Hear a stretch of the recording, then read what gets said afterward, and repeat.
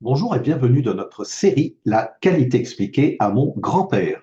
Épisode du jour, je ne fais pas semblant d'écouter mes collaborateurs. Alors que nous dit la norme ISO 9001? Eh bien, le troisième principe de management de la qualité est implication du personnel. Le septième principe est management des relations avec les parties intéressées, dont, vous en doutez, les collaborateurs.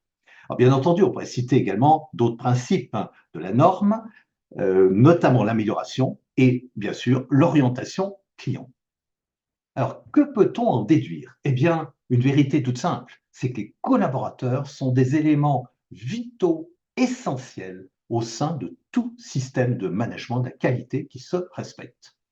Et pourtant, les yeux dans les yeux, je vais vous poser une question. À votre avis, quelle est la proportion d'entreprises et d'organismes qui impliquent réellement et profondément leurs collaborateurs dans l'élaboration, dans la gestion, dans l'amélioration du système de management de la qualité? Eh bien, malheureusement, trop souvent, les directions et le management organisent plutôt des simili-consultations du personnel que de véritables consultations. C'est-à-dire qu'en réalité, tout est déjà décidé, tout est déjà acté, tout est déjà verrouillé. Alors posons-nous la question, quelles conséquences si l'on ne consulte pas vraiment, pas suffisamment la base? Eh bien, tout d'abord, un risque majeur, c'est que votre SMQ n'embarquera pas grand monde. Il va se révéler peu efficace, peu efficient, avec la non-appropriation, voire le rejet de la qualité qui va être assimilé à des concepts fumeux par personnel. La non prise en compte de certains risques que seuls des opérateurs terrain seront à même de repérer, mais également le risque d'adopter, de mettre en place des actions et des solutions qui vont se révéler inadaptées, qui auront fait perdre du temps et de l'argent. Petite question quand même, pourquoi n'écoute-t-on pas suffisamment la base en général? Eh bien, première chose, ne tombons pas toujours sur le dos des directions ou des responsables qualité que l'on accuserait de mauvaises intentions. La plupart du temps, il ne s'agit pas d'un refus de principe. Non, en réalité, c'est le manque de temps, de disponibilité de chacun, au niveau direction, au niveau service qualité. Et cela aboutit involontairement à ce manque d'écoute.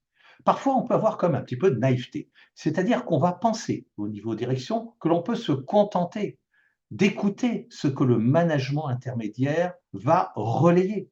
Mais le problème d'écouter uniquement le management intermédiaire, c'est que l'on va se priver d'une source d'information directe auprès des opérateurs de base.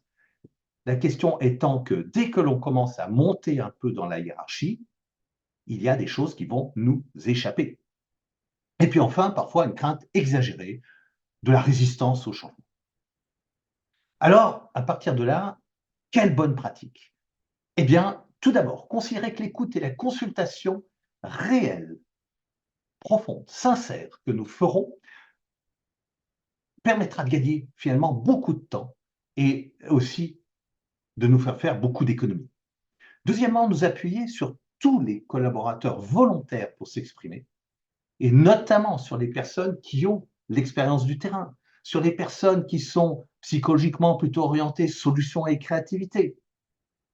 Et enfin, bien entendu, il s'agit de développer notre ouverture d'esprit, notre capacité à réellement entendre et à réellement prendre en compte ce que les gens nous disent, ce que la base nous dit.